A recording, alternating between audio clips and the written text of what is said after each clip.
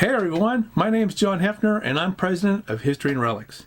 I thought today would be a good time to come out from behind the camera and share with you some exciting things going on with the channel and give you a preview of what yet is to come.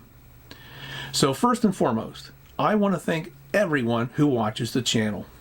We're currently up to about 50 subscribers on YouTube. We have over 260 followers on Facebook.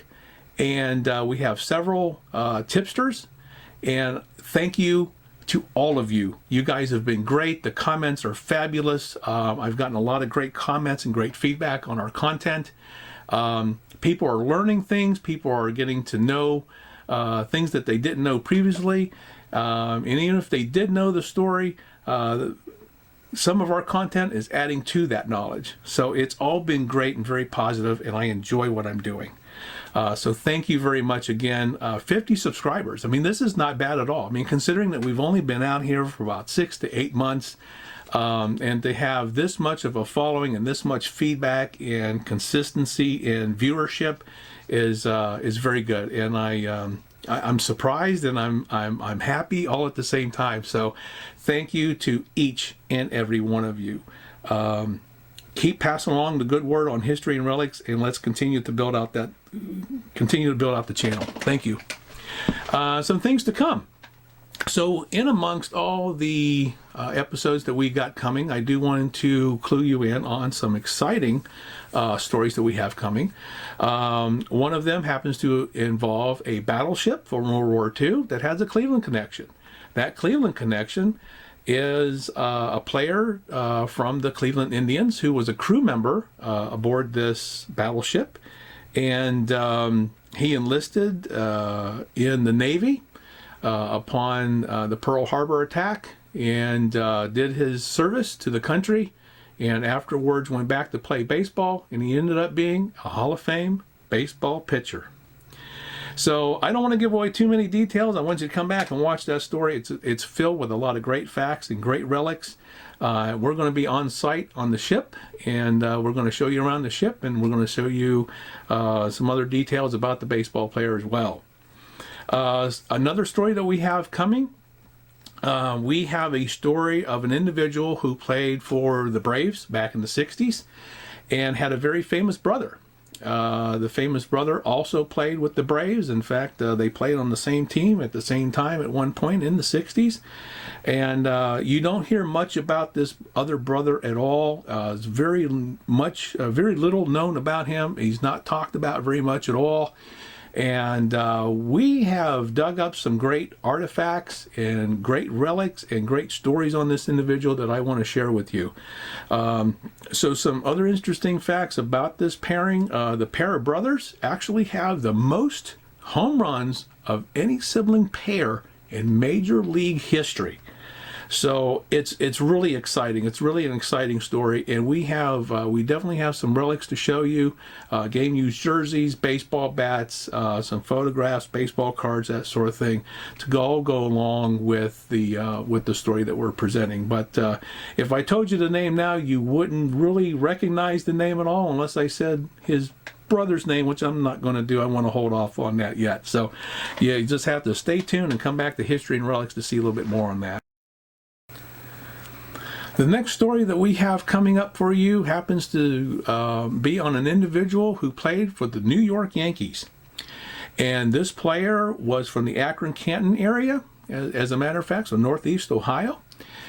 He was a captain of the Yankees team, first captain, by the way, since Lou Gehrig. Unfortunately, he did pass away in a plane crash. But the story is not only a very sad one, it is one to give tribute to. He was an outstanding player, made some outstanding contributions to the game of baseball. He really should be in the Hall of Fame at this point. He's not, but there are still measures being taken to hopefully get him in at some point. So more to come on that, so stay tuned to History and Relics. And the other story that we have coming later this spring and summer happens to be a relative of mine, a grand uncle from Northeast Ohio in the Ravenna area. He was a semi-pro baseball pitcher that played for a semi-pro team in Ravenna called the Ravenna OKs. And my story sort of surrounds an old newspaper article that came out in 1966 where he was reflecting on his time with the Ravenna OKs. And this is where I learned that there was a big doubleheader game that was played at Brady Lake, Ohio, Labor Day. It was a doubleheader. And pitchers, I have a team pitcher from that day.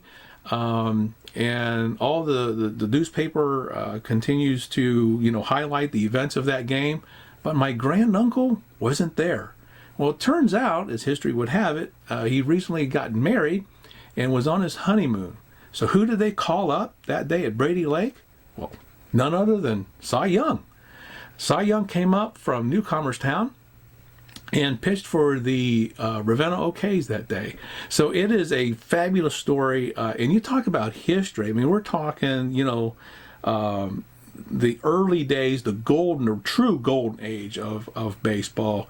And for those of you that know Northeast Ohio, sandlot type baseball back in the day, George Sisler is also from the Akron area, and I believe this team also played with them on occasion. So there's some definite ties there to some major players back in the day, and my granduncle was kind of hobnobbed and rubbed elbows with some of those players. So more to come on that. Anyway, that's sort of our preview now at this point. So I just wanted to take today and step out from behind the camera and thank all of you for your continued support and your continued viewership of the channel, your contributions, your comments, your viewership, all very much appreciated. I can't say enough about my viewers. Thank you very much. And keep it right here. Let's continue to build out History and Relics on YouTube. Let's continue the viewership. Let's continue to get more and more subscribers. So continue to share and like and share all the news with your friends. We're having a ball. It's a great time. So keep it right here on History and Relics. There's more to come, more great artifacts, more great relics coming your way soon. So until next time, everyone, you know where to keep it, right here on History and Relics. And until next time, this one is history. Oh, and how could I forget to tell you guys this update before we head out? May 18th was an awesome day for me and History and Relics. Come Aboard Productions is in Cleveland right now, filming a movie entitled War on the Diamond, based on the book The Pitch That Killed by author Mike Sowell. The book tells of the story of shortstop Ray Chapman, the only Major League Baseball player killed by a pitch in 1920. President and producer Pamela Lynn Sullivan came across our video on Ray Chapman and contacted me about some of the relics and artifacts used in the video, including the original funeral program from Ray Chapman's funeral. So on May 18th, I had an opportunity to meet with director and producer Andy Billman, an award-winning, two-time Emmy winner, Peabody Award, and NAACP winner, right here in Cleveland. They photographed some of my memorabilia from the Cleveland Indians from the 1920s, including an October 1920 issue of the Mid-Week Pictorial issued by the New York Times that featured highlights of the 1920 World Series. And of course, they took some shots of my Ray Chapman funeral program, along with a few other items that I had. These items are going to be somehow utilized or shown in this upcoming movie. We are so excited. What an absolute thrill to participate in such a production and history-making event. So check out War on the Diamond. They are out there on Facebook, as well as they have their website as well. So check them out. But anyway, I wanted to give a quick shout out real quick and thank you to Pamela Lynn Sullivan, Andy Billman, and his assistant Taylor who I've been corresponding with and who has helped me with this endeavor. This has been great. I could not be more thrilled to receive such a recognition. This is great. So thank you very much. And again, thank you to all of my YouTube subscribers and Facebook followers, and all of you who have watched the Ray Chapman story that I produced here on YouTube as well. So stay tuned for more. Thank you.